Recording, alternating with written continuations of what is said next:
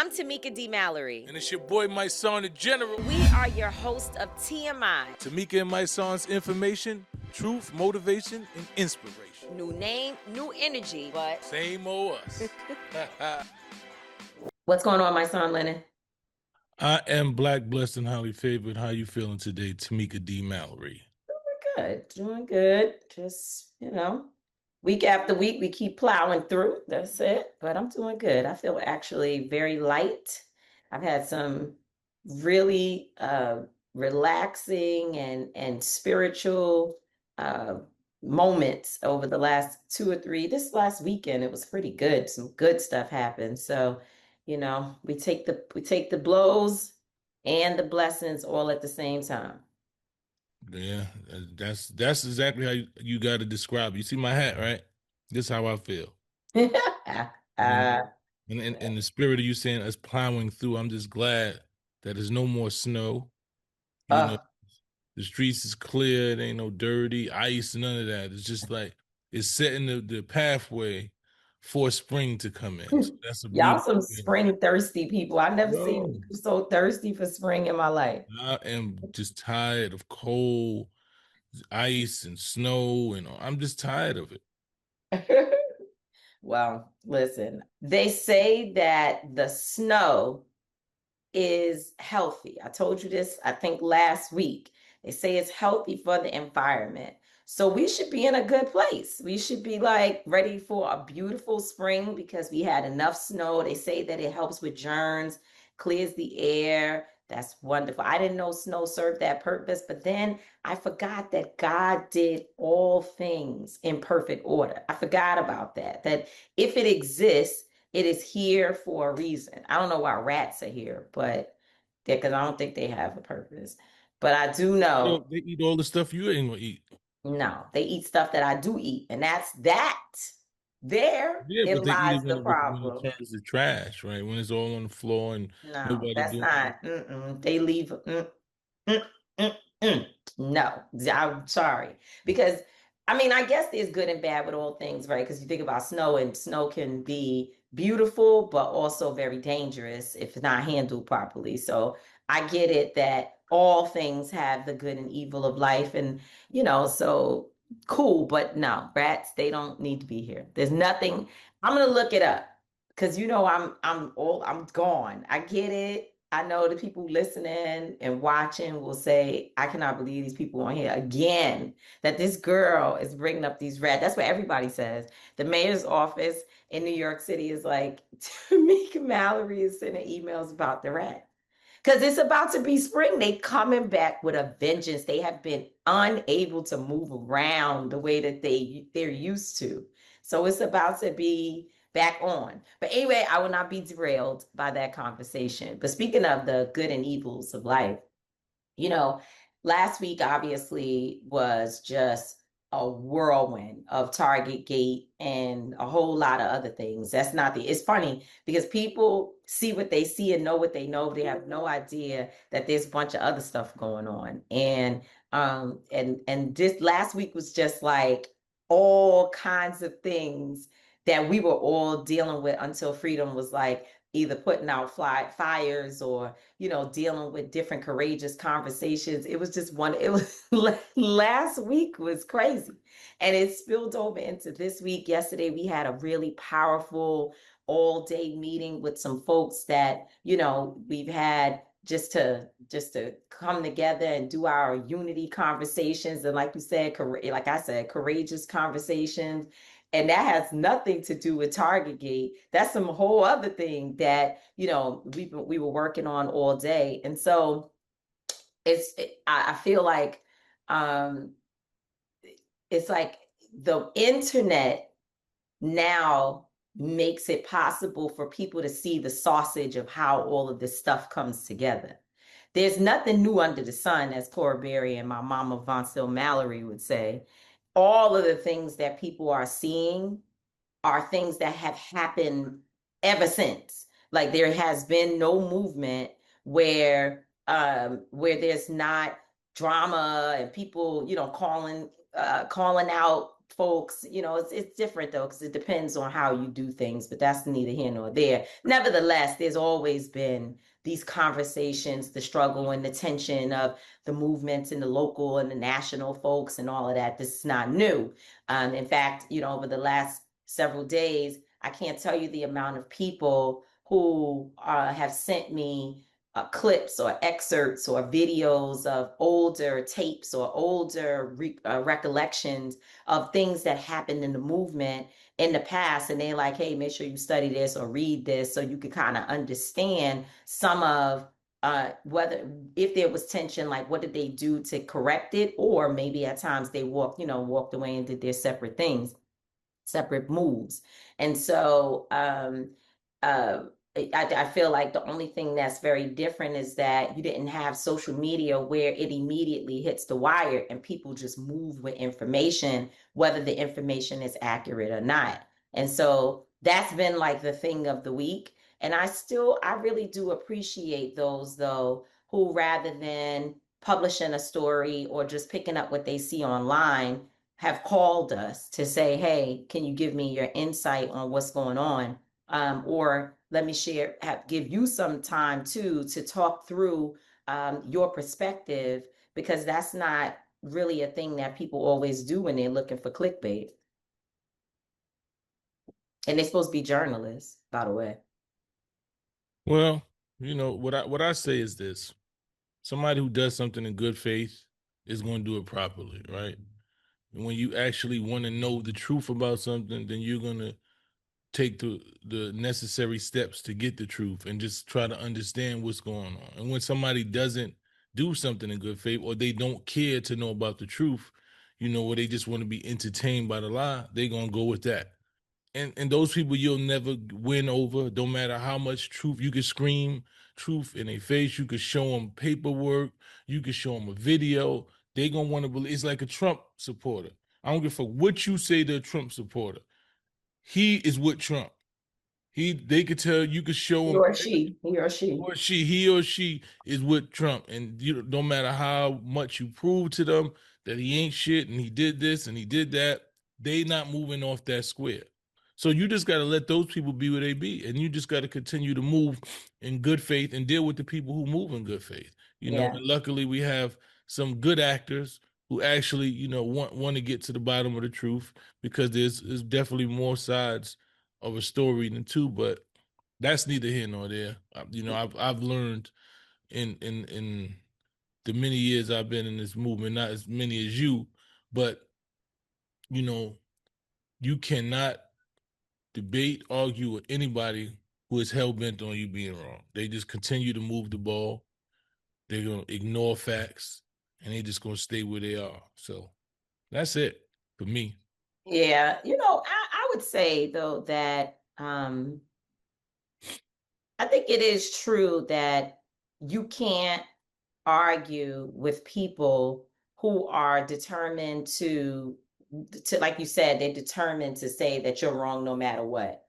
But you do have a right to ensure that as narratives develop, the facts of whatever may be are detailed, exposed, or brought to the light. And so it's been in that vein that over the last couple of days, I have not really done anything super public about it. This is probably the first time that we're on our platform talking about this situation.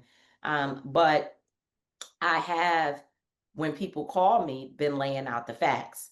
And as I do that, folks are like, wait a minute, like, how come you're not going around everywhere using my platform, which is obviously, significant enough that I could make 1,000 videos and call 1,000 people and get on shows, and they would love it because everybody wants the story, they want the clickbait, like I said, of it all. But I haven't done that because for 30 years, it's been literally 30 years that I've been doing this work. 30 years that I have been in communities, national, local. I was a super local organizer. I wouldn't even consider myself to be a leader. I came from very, very humble beginnings in the movement. And still at times in my life today, I am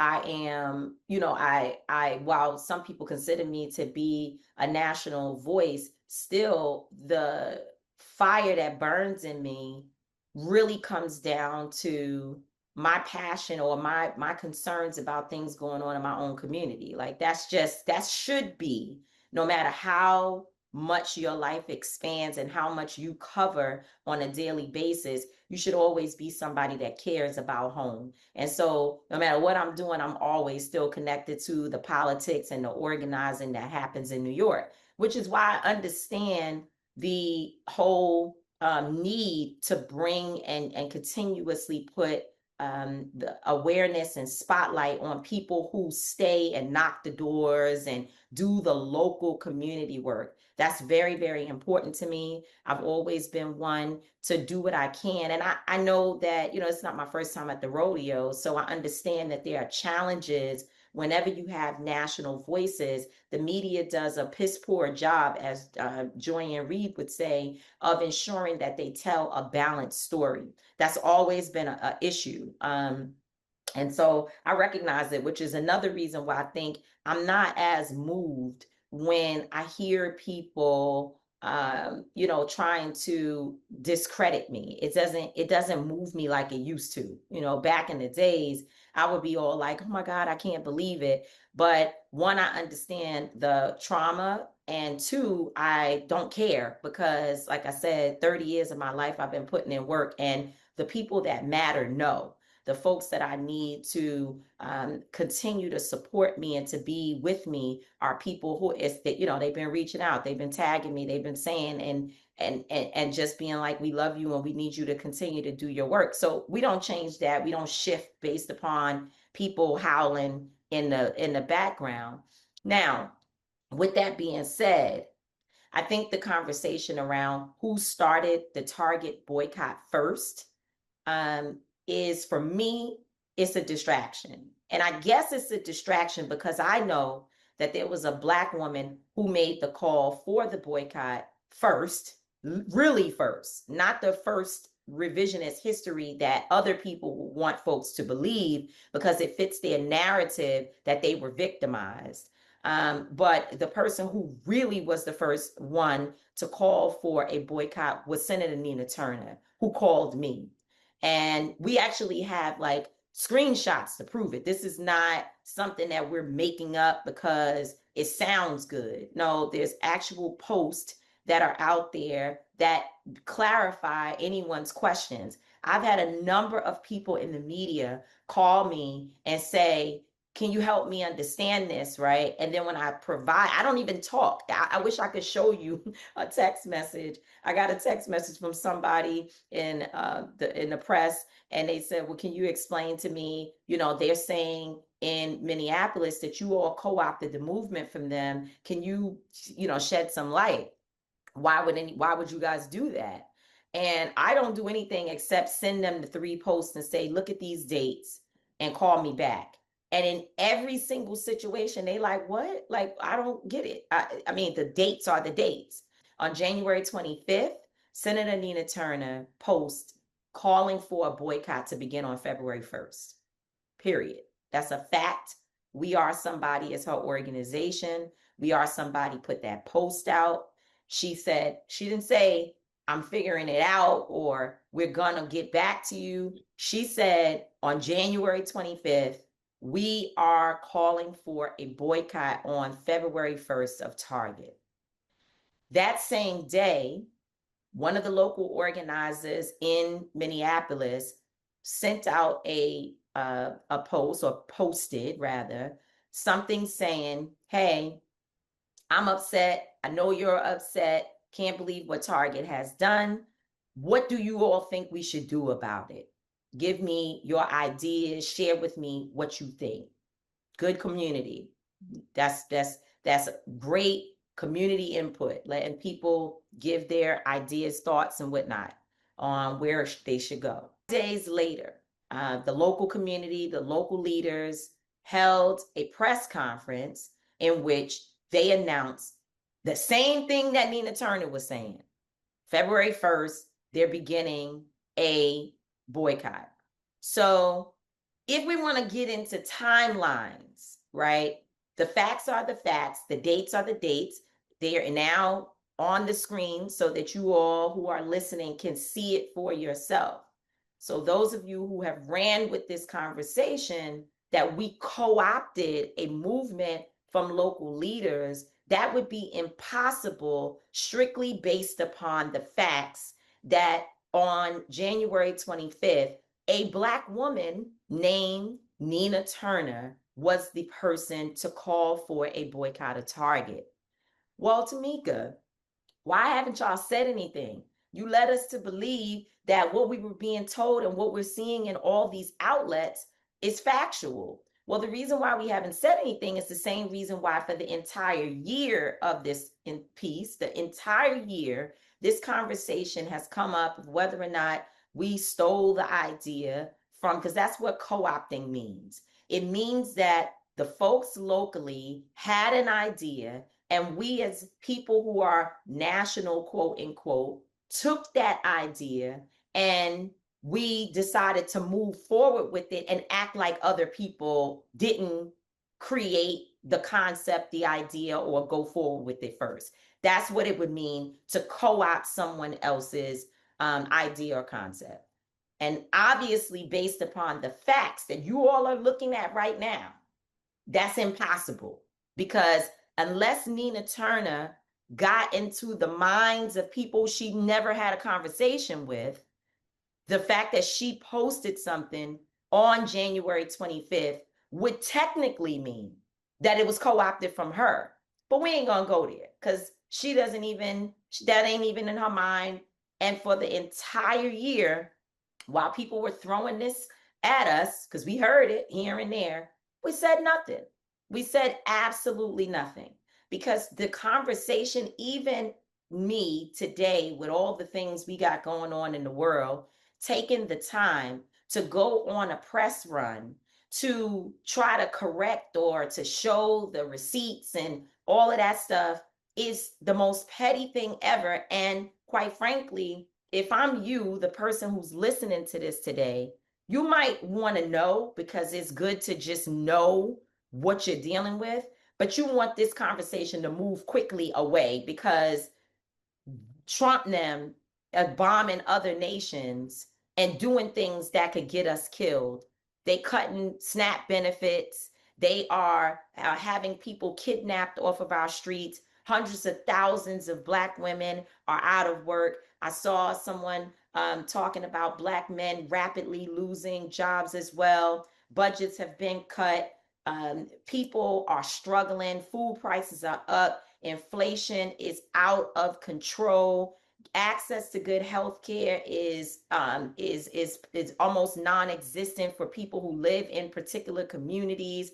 I mean, we're dealing with a plethora of issues. And so just to be sitting in one spot trying to make the case that we didn't co-opt anybody's movement, to me, is petty. It's a distraction. And by the way, I think that everybody involved in challenging a major corporation for the disrespect and betrayal of our community is good for everybody. It's good for the goose, the gander, and every other kind of metaphor that we could use.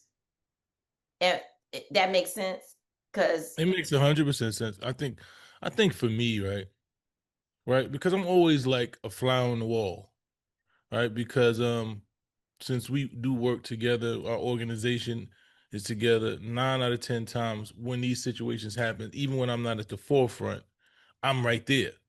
So, we're traveling or we're working and we get calls from people, like Nina calls and said, Tamika, I need you to help me do this. So I'm right there at the time, like, what we got going on. So you call all of us, hey, this is what we doing. So I know the intricate parts of the things. And sometimes it pisses me off that you don't defend it, but I understand there's a level of maturity, and there's also a level of, you just have a veteran mind state. Me, I'm just always getting war mode, because it's like, nah, you're not going to be attacking us, because it's us. When they do it to you, when they do it to our family, it's us to me. So it actually bothers me. And when we have receipts, right? And the thing for me is not even it's the receipts, right? Because the dates are the dates, and we can't even, but there is so much history in it, not even the fact that it wasn't co-opted. It was actually what you always do and have always done, is that you try to work in community with people. And even though it wasn't something that was co-opted, just understanding these are local individuals. Hey, how do we work with them? Let's try to bring them into whatever situation we do. And just knowing from the first conversation with individuals, the level of just venom and just nastiness, which is displayed all over the internet now, which you see the level. This is how people have been communicating from the beginning of this situation, That's and just understanding that, just watching that, and it's like, wow, and a lot of times there's a lot of resentment for us as national, It's you not know. even just as national. I mean, well, just us, period. I That's mean, it. It's that's what it it's it's is. personal. It's Yeah, deeply people just have their personal. It's personal deeply thing. personal. But I say national because you know, want me to tell you why I want to deem it as national? Because when I was just going outside and I was protesting for 40 days for Deborah Dana, or I was doing the rallies outside with our kids, and we was doing rallies in the Bronx, there wasn't this level of animosity.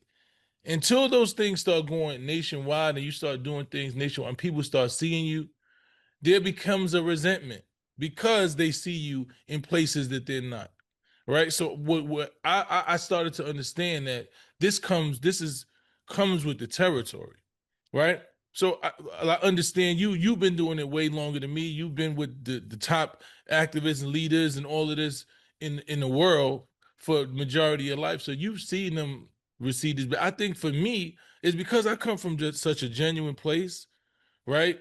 And when you start to try to insult my integrity, when you start to say I'm stealing something or I'm doing something that doesn't go according to who I am, where I'm from, all you have is your reputation, right? Mhm. My face is good. I can go in any community because my face is good, because I don't backbite nobody. I don't do grimy shit, and I live my life a certain way. So when I hear somebody trying to put that on me, I'm offended and I personalize it because I come from a different thing, but understanding where you come from, and I've learned to, try to temper it. So yeah, I mean, and like I said, I get it. I actually understand. I felt disregarded. I have felt overlooked. I have felt like, I've done all this work and then people, because there's levels to this thing, right? So you got these other people who people talk about, we national leaders. You got people who's supranational leaders. They get to go everywhere. They get to go to the protest and they get to go to the White House and the big meetings and all of that. And meanwhile, there are some of us who are holding the line on the street. I remember during the time when we were really out there for Breonna Taylor, I was seeing people on national TV talking about it like they had been on the ground.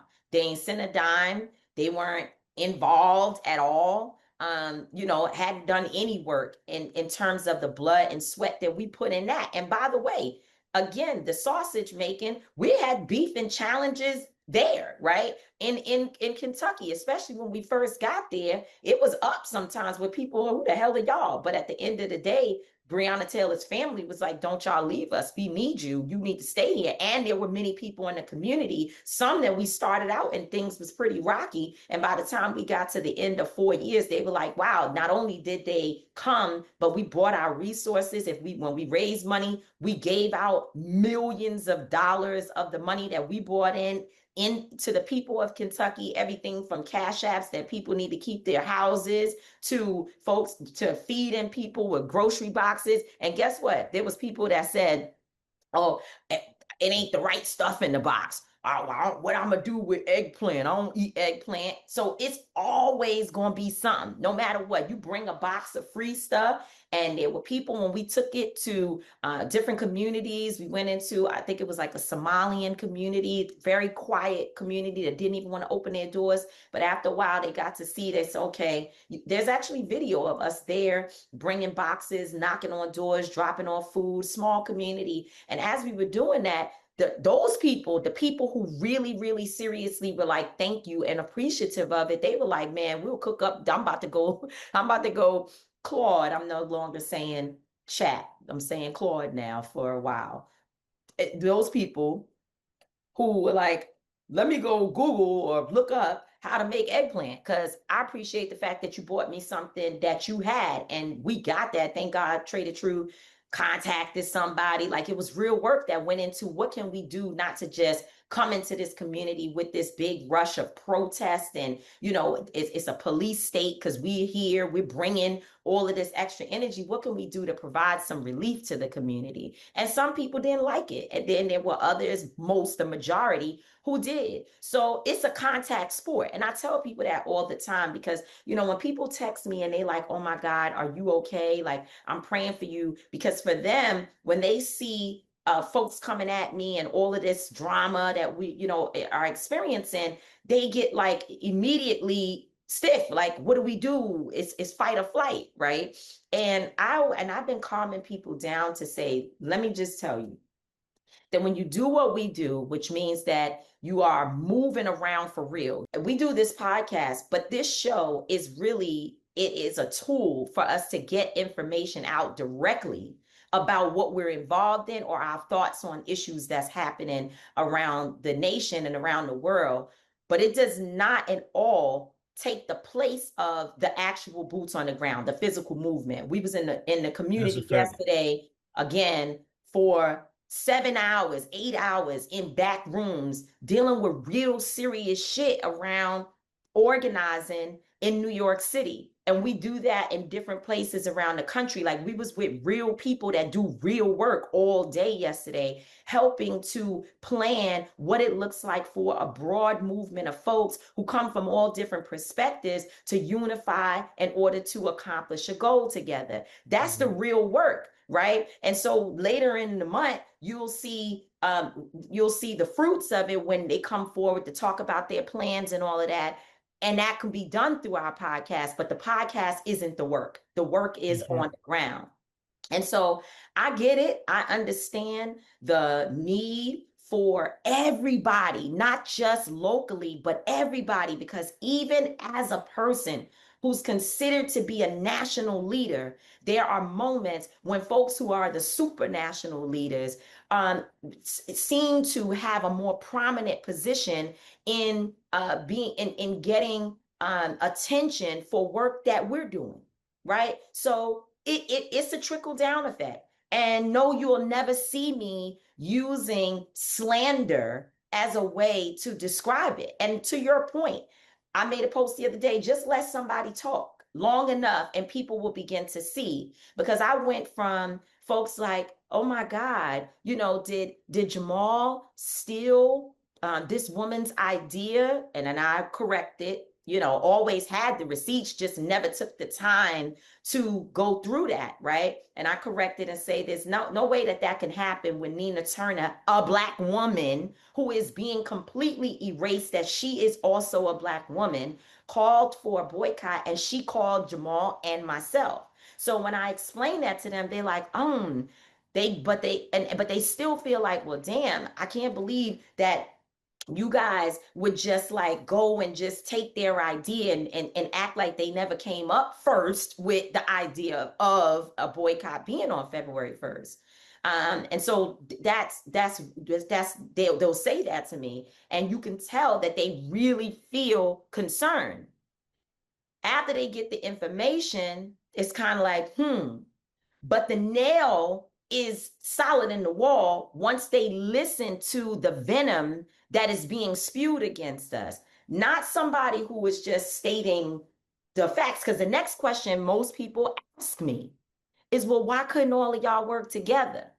And there was a time when, and I'm not even talking about in this last week, I'm saying before last week, there were folks like, why y'all not all working together? I don't understand. So now what I've done is I just take a clip of the behavior of the individuals and I just send it to them and don't even say anything and suggest, my thing is just look at this. And then especially if you know me and you know that God ain't through with me. So when you come at me with a certain level of aggression and accusations and not willing to have sensible, respectful conversations, then my response In some cases, I'm working on it, but I'm not there. And to be quite honest, at 45, I don't even know if I'm even willing to work on it that much more. I try, I do a little bit, but I'm out here again in a contact sport. So when I hit the ground somewhere and you come at me with all that aggression, I have to make sure you know that we can do it one way or the other way, but you're not going in any way press me. Like that's not going to happen. I'm not going to be pressed. Because if we're gonna be in the street and we gotta do it that way, it's a whole lot of motherfuckers around me that's ready to go with that. And that's when I be trying to keep you calm. Cause y'all go off, y'all be like, what we doing? Which direction we taking? And I'll be trying to say, I don't want that to happen. So therefore, then I try to work on tempering myself. And in most cases, I just get up and leave the room and try to, but I'm not going to stop doing what God has called me to do. That's not going to happen. Because then I still feel pressed. I'm not going to do that. I'm still going to continue doing the work that I have been called to do.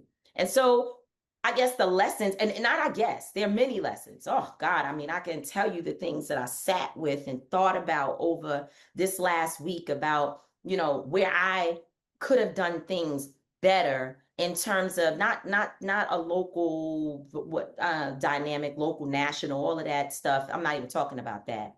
But in terms of messaging and making sure that people more clearly understood. And the problem is that you say something so many times. So we explained the Target fast and we're doing the Target fast, and Jamal was out there, promoting the Target fast. And something that started for 40 days ended up being extended for 400 days. And thank God for his creativity, because without him thinking through what can we do to merge community and clergy and the Black church and get people to take an action. Because when you go somewhere or you eat something or you use something every day or frequently for a certain period of time, breaking that habit is like breaking an addiction. And in many ways, Target was an addiction for folks. And they say if you stop anything for more than 20 days, you will likely not go back, or you at least will not have as hard of a time being able to let it go. And so when he came up with this creative idea of a 40-day fast, it was like, we know that we will help to get people out of the idea that the only place they can go is to a big white corporation. Forget about the name Target. Just having to get your stuff from a big box white corporation. We don't have to do that. There's mom and pop shops. Here's a list. These are other things that the Target Fast did, which was to put forth a list of Black businesses in coordination with the Black Chamber of Commerce. Also, throughout this process, Pastor Bryant and other pastors opened up their churches to have events where vendors could come and sell their products directly to businesses, or could come and sell their products directly to the community. I mean, all of those things was a part of the creative work of the fast. And, even though I thought, or we think people are hearing it because you're saying it every day, the reminder and the lesson is that everybody is still not going to hear it, even if you say it 2 times every day. It's just not going to happen. The algorithm doesn't allow us to organize in that way. And so, we could do a better job of thinking through what the proper marketing campaigns are, and also recognizing that any sudden moves has the ability to confuse and disrupt a larger campaign or a larger initiative that the community is working on. So these are things that you learn as you are on the field, right? As you are out there doing the work. It doesn't mean that people have bad intentions. It doesn't mean that anybody got paid and all of that. Nobody got a dime from Target. Not one dime. That's Jamal Bryant, myself, Nina Turner, all those involved. Not one dime. But what we did get was some lessons about instincts. When your gut is telling you something, how to move forward with it. I mean, these are things that you need in life. And the only way you learn the lessons is to actually do the things that put you in a space to learn. And so, I that's all I got to say. And I promise you that I have no intention. I can't wait until all of this is clipped up properly and we got it all in one concise package, because every time anybody asks me, I'm going to refuse to have any conversation. I will not be going around back and forth with folks, because like you said, those people who are sensible, who really want to understand the full picture and where we go from here, they will hear this and say, okay, now I understand that there were no ill intentions, right?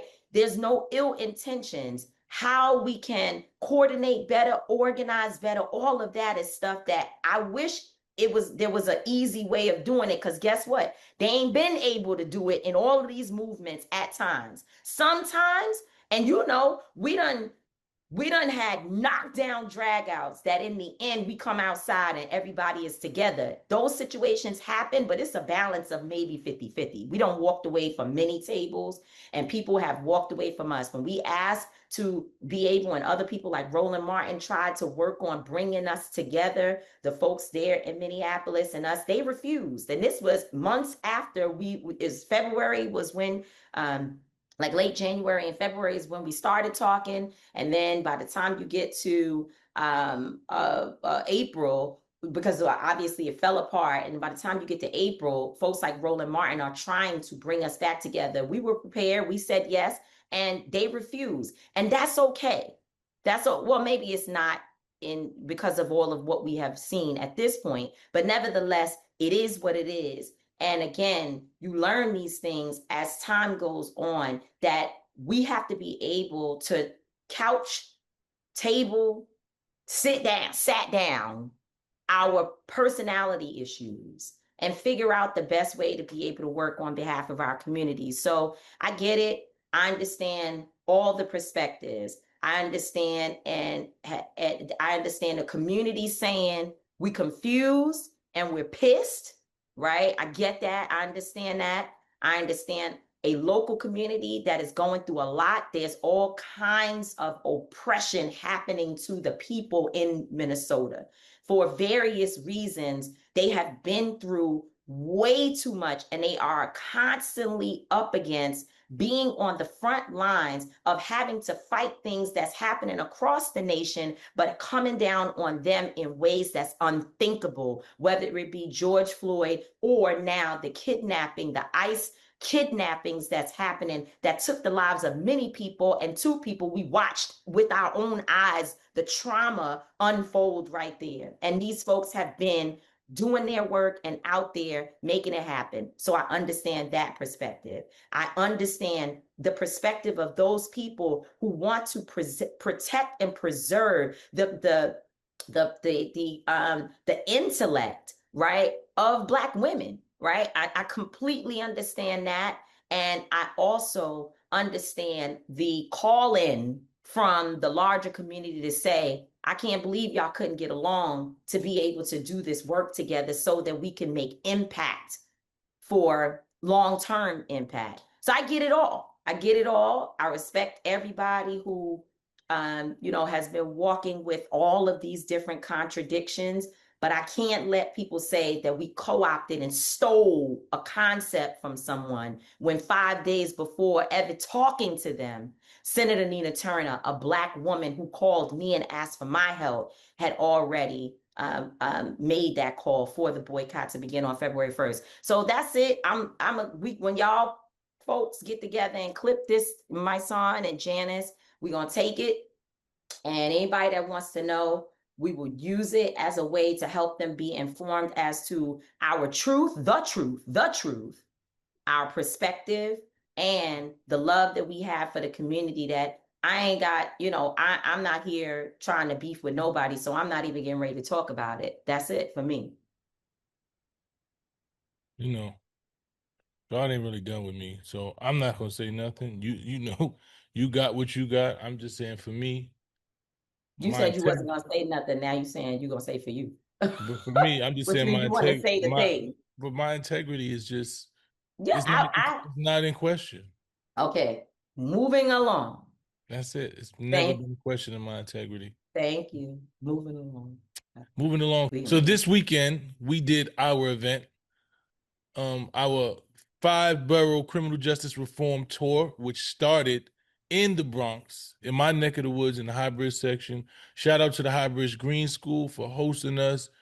It was an amazing event. Man. I had some of my friends, people that have been on the front line of this movement in criminal justice reform and violence prevention, formerly incarcerated, justice impacted individuals, criminal justice experts and community members alike were all in one room in which we talked about solutions. We talked about different programs. We talked about things that hinder the growth and development of formerly incarcerated individuals and returning citizens. We talked about how do we improve that.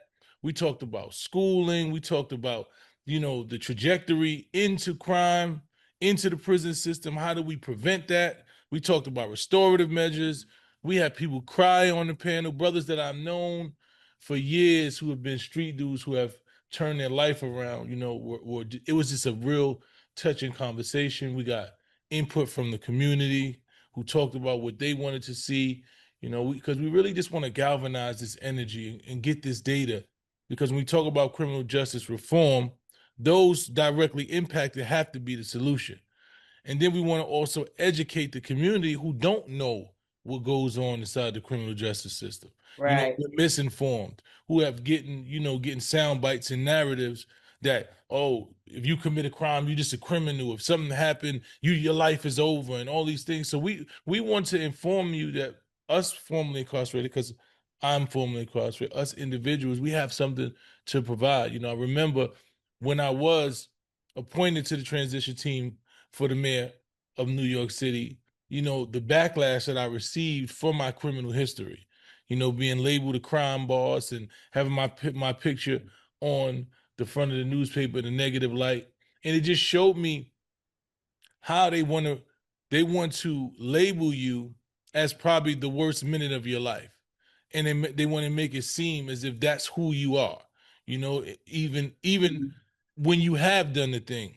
In my case, I was falsely accused and falsely convicted. But even when you have committed those things, because the reality of the situation, there was a side of me that was in the streets at one time in life where I committed crimes and did things that were wrong. So I always seen it as maybe it was my karma, maybe it was something that, that God wanted me to go through or needed me to go through to bring me to my purpose. And I feel like in this moment, I'm fulfilling my purpose and I'm uniting individuals who I know have a lot of good inside them, who are brilliant, who are resourceful, who love our community, who want to Absolutely. change, so I'm so glad y'all had my brother Five on the panel. I love Five so much. He's a real solid organizer in New York. And there was a lot of other people there, and I probably shouldn't just single out Five because all the voices are important, but I come up with Five. You know what I'm saying? I come up with Five, and I just I am Rob is so knowledgeable, man. Like, yeah, just sitting there, I'm just it's like a professor. he never stopped He working. never. Stopped. He talked about how 2 days after he was released from the correction system that he had started 2 nonprofits in 2 days. And he talked about how he immediately hit the ground running, and just it just shows you the resilience of us individuals who are just as impacted. The will to want to come back to society and be a productive member. And there's so many of us, man. So I really want to galvanize that energy and grab those individuals to speak to the youth who are heading in the direction that we know they're heading in. Right. I want to create centers. I want to create schools where formerly incarcerated individuals are able to grab those kids who are on a trajectory into prison before they get there. That's right. And galvanize that energy, because a lot of them just have misguided energy, and if you put that energy in a proper way before they get to prison, they'll be so productive. So, that's ultimately the goal that I want to have, I really want to make sure that our kids, especially our young Black and brown boys, have opportunities because, not only does the criminal justice system do them bad, the education system is not fit for us. I had a conversation about that as well. Being in the education system as a young boy, young Black boy with energy, with, thoughts and energy. I often have this conversation about my son when I was taking him to school one day and he just started crying. And Cameron was probably about, I want to say he's about 8 or 9. And I was like, what are you crying for, Cameron? He was like, because I don't want to go to school. I don't like school. And I'm like, why don't you like school? And he said, because it does. I don't really learn in school. They just want you to sit down at a desk and be quiet and this and that. And I learn off of being in nature. I learn off of being outside. I learn off of hearing and seeing things. That's where I feel like I'm learning, and I don't feel like I get that in school. And it really touched me because I remember being a kid that felt like that. Right. And when we talk about the education system and they say a lot of Black boys are failing, they aren't excelling inside the school system, is because the school system is not developed or designed for us on the way we learn. So I want to create schools that actually implement the proper methods and forms that we can actually learn in, to where we get the maximum of our brain working, where it doesn't stifle our creativity, it doesn't stifle our energy, and it doesn't kill, what it is that we have, the fire and the energy inside of us. Yeah. No, So I agree with that so much. I look at my granddaughter and, she learns from so many different things. School is important because you can see since she's been going to school, she's 3 years old, thank God, in New York. The communities, the education activists and advocates. Shout out to our sister Zakia Ansari. It was her birthday recently. Happy shout birthday, out, sister. Zakia. We Happy birthday. love you so much, dear sister. People like her and others fought previous administrations to create a pre-K line that would really benefit our children, 3 and 4 years old. And we had that. We literally had that opportunity for a 3-year-old to go to school here. And I know some states may have it, but there's a lot of people that's not a thing. Kids show up to school at 5 for kindergarten. Well, we have something special in New York. And you can see where Blair has developed since she's been in school. But I would say that she also learns from other things. Miss Rachel, the lady on TV, I don't know, Miss Rachel is selling. It must be some mental telepathy thing that's coming through the TV, because it's unbelievable how my granddaughter can take what Miss Rachel says and she will repeat it verbatim. She knows the show, and it's not, she ain't singing drop down and get your eagle on. She out here saying, open it up, put it back, close it, zipper, pepper, things like that, because she's learning from that. She also learns from back and forth, between human contact. She learns from all types of things. So to your point, kids need that. And when we restrict a child's ability to learn, and then that happens over so many years, then when they do crazy things or they don't feel like in their fullness, then we looking like, oh, what's wrong with you? You dumb, you slow, you bad, you're a criminal. Instead of us knowing that the systems that folks are trying to operate in are really not, especially for Black people. Like, we are a different breed of individuals. We're a different form, if you will, of individuals. We come from we are the creation of civilization. So you can't box us into a classroom, because you can't teach us as well as our instincts teach us. Our instincts just need space to grow. It needs space to be able to, move forward and in a way that is I want to say creative, but even more than that, like, we have to be able to blossom. That's the best way to describe it. So I love what is happening with the town halls. It's all 5 boroughs over the next several months. Until Freedom, led by you and attorney Angelo Pinto. Y'all are out there in community calling people together to talk through what it is to be a returning citizen, or a person who you're trying to keep out.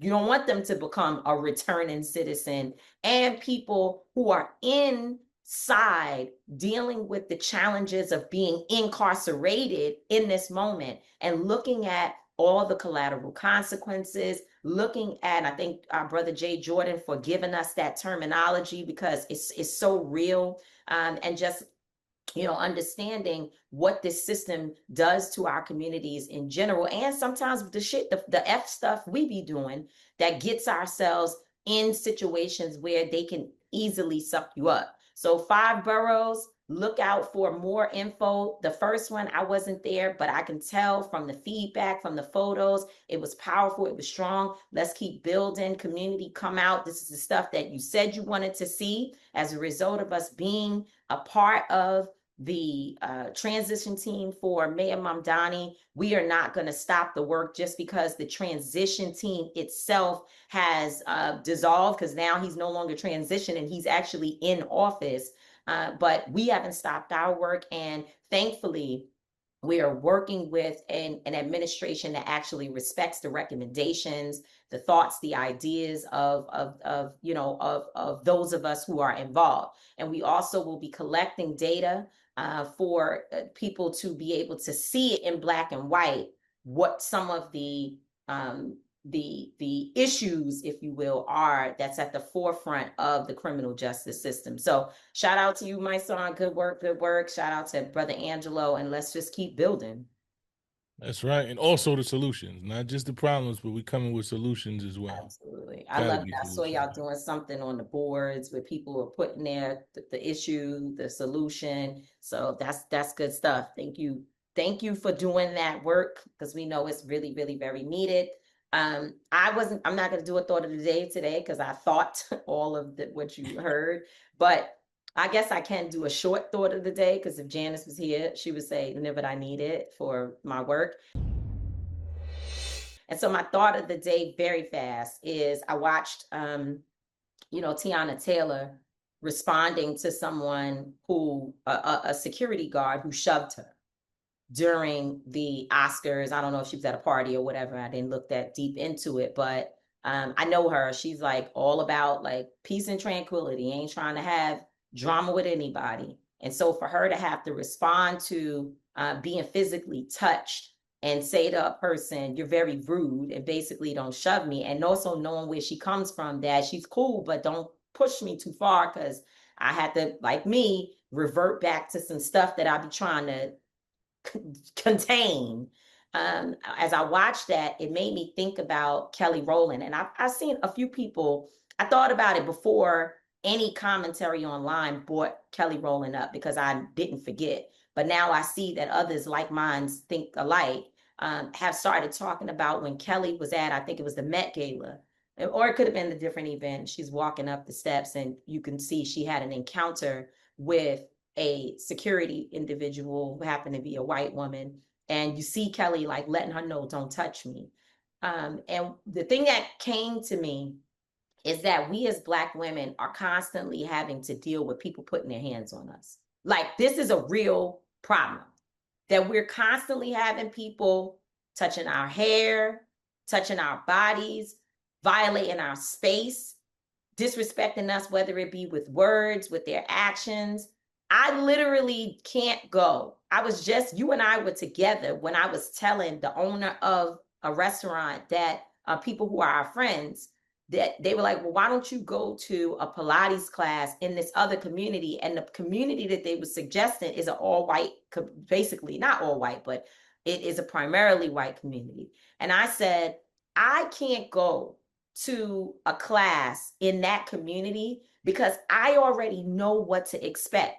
The microaggressions, the nasty looks, the snickers, the whole thing. I already know. The person that starts talking about Trump as loud as possible because they recognize me. Like, this is my life. And so I feel so much what Tiana and of course Kelly, what they've experienced. And I just want to say to the people who are listening, like, it's not easy trying to keep your cool when people be fucking with you. It's not easy. It's not easy trying to keep your cool when people are always violating your space. And as Black women, we are constantly having to navigate through not looking like the crazy person by responding to someone who did something that no one saw. No one saw that. Nobody saw who put when she was shoved. You know what I'm saying? I ain't seen no video footage of that.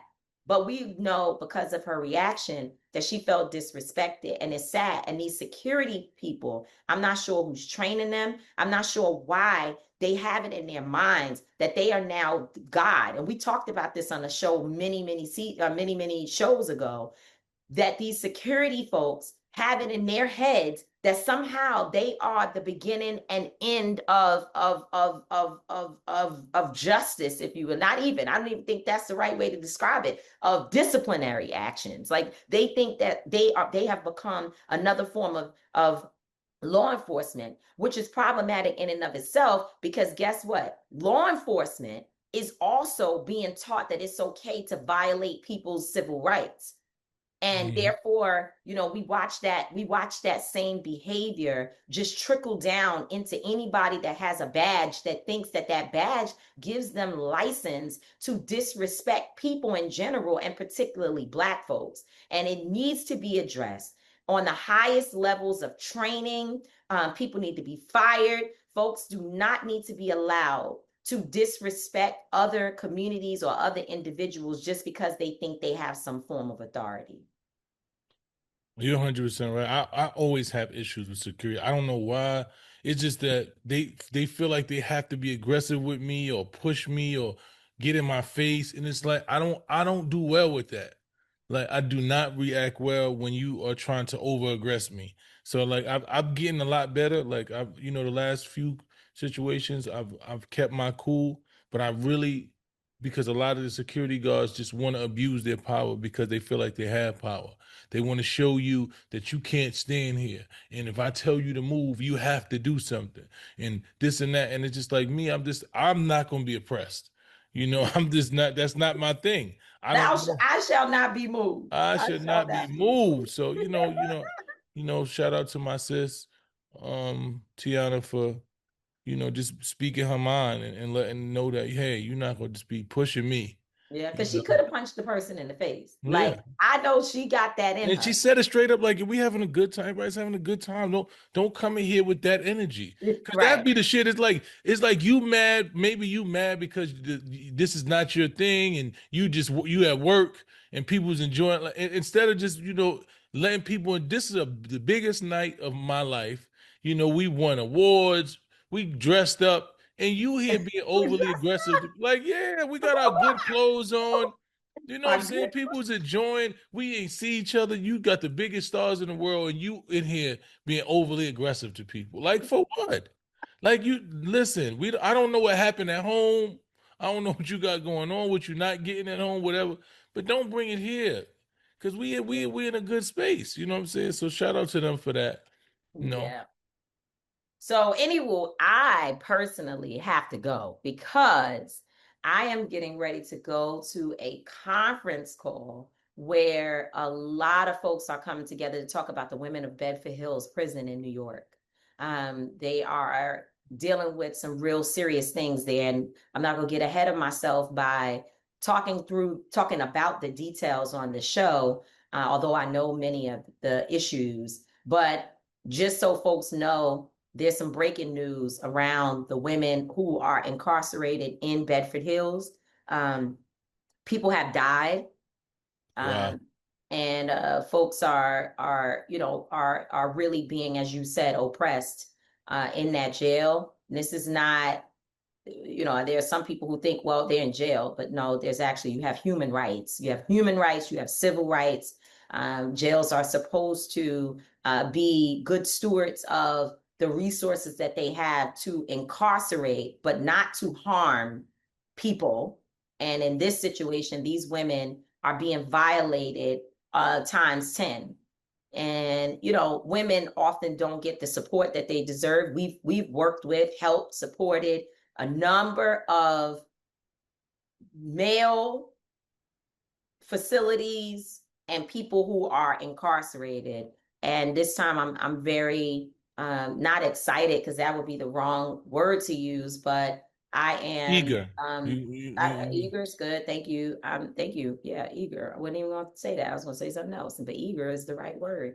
To join the movement with my sister Carmen Perez, to figure out what we could do to support these women. So if you want to jump over there on the call with us, Mysonne, for yet another project in your life, you could do that. I'm gonna let y'all handle this, because y'all got this. I'm gonna do my I don't get it while you will go over and work, because I got a couple of things that I would like to say. No, go ahead. I can stay a little bit for you. I don't get it, but then I got to pop. Okay. So for my I don't get it, right? There's been a lot of talk about Jasmine Crockett and her not winning the primary. And there was a lot of talk about it. She didn't win. She didn't get enough votes. They talked about her campaign. She got over 1 million votes. And for me, that in itself is a victory. Yeah. Because people don't vote, give 1 million votes. So she made a primary. She lost the primary to Tallarico. Cool. So I've been hearing a lot of conservative people make fun of her, like, I've watched it, and I'm black conservatives, not just conservatives, but black conservatives. Oh, nobody wanted to hear that.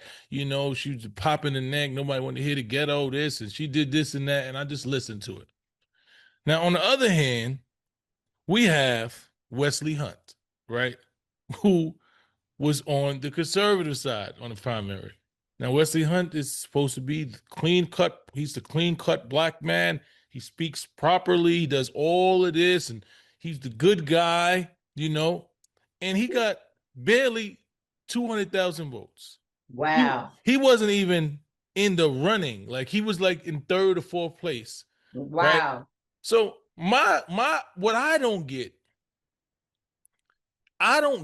black conservatives. Because for me is this: why would you be a part of a party that won't vote for you? 98% of the people that y'all put up, the run that y'all think is the most clean cut, that try to fit in, you sound like the white man, you have the vernacular, you go to the school, you do all of these things, you move properly, you talk proper, you do all of this shit, and they won't vote you in. But you still stay determined to be a part of a party that don't want you. Like Yeah, this you shit, like Minister Farrakhan. Minister Farrakhan said they don't want they don't want you. Like it's the craziest shit. Like I've been watching probably for the last, because I've really been paying attention. They like, yo, the black people, we originally was Republicans and conservative. And I'm like, so why won't they vote you in? I watched, they did an election where they ran over 80 candidates as black conservatives, and only 1 or 2 of them won. Oh, of course, you saying 80 all across they said they literally ran 80 people. Yeah. And probably 2 won, maybe 3. But I'm just trying to say, when you look at the ratio of the amount of black people that they actually vote into office, they don't want you there. So the fact that you laughing at a black woman that's in the Democratic Party that got over 1 million votes, right? That ran neck and neck with the top candidate, when y'all barely even scratching the surface on the other side, and y'all running the people y'all say is educated and this and that. I remember someone was like, yeah, I want to see Jasmine Crockett debate against Wesley. For what? Wesley not even in the ranking. Why would you debate somebody that's not even in the ranking? And these are the people that run behind Trump is the best man. Trump, shout out to Eric Benet, because Eric Benet had a whole video about Wesley Hunt, and he said he got a coon mouth. And this video is the most funniest video I think. It's Eric Benet is my new best friend in my head, because he be saying the shit that I be thinking. all the time. Y'all, because y'all always be like, Mice, you gotta relax. Because I got a lot better. But in my old days, I was Eric Benet. You was Eric Benet. I was Eric Benet. I would say what the fuck I wanted to say. No, Eric Benet said they want to tell us about aliens. He said, I don't give a fuck. He said, E.T. He said, out. Yeah, he's about cool story, bro. What's up with them Epstein files, though? Hell, you He said, I don't talking give about? a fuck about none of them. Ain't did nothing to me. You telling me about the Eric He Benet? said, I'll smoke a joint with Elf. That's right. Exactly. Yo, listen, Eric Benet, if you listening, we want to interview you on the TMI show. Like that's like one of my dream interviews. Just have him up here, just talking his shit. Man. We ain't trying to censor you. You can say what the fuck you want. I don't care. Get it off your chest, man. But shout out to Eric Benet. But yeah, that's just what my I don't get it is. I just don't understand the conservative black people because they don't want you in the party.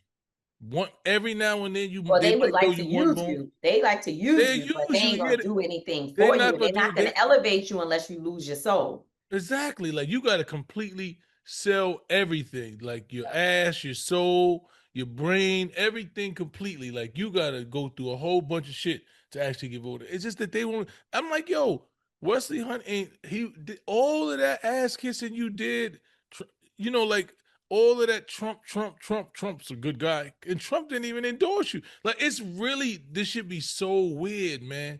And the 1 or 2 that they actually got in, they still kissing ass and just don't get anywhere. They just a black face that we prop up next to you and say, this is my African American. It's the weirdest shit to me, So I just didn't understand how they was making fun of Jasmine Crockett, but just ignored that Wesley Hunt didn't even come in nowhere near close to winning anything. Woosah. Well, thank you. I appreciate your comments because I have nothing to say because I'm not a black conservative and I know better. I don't know what I am. I'm trying to figure it out. I don't really know if I'm an independent.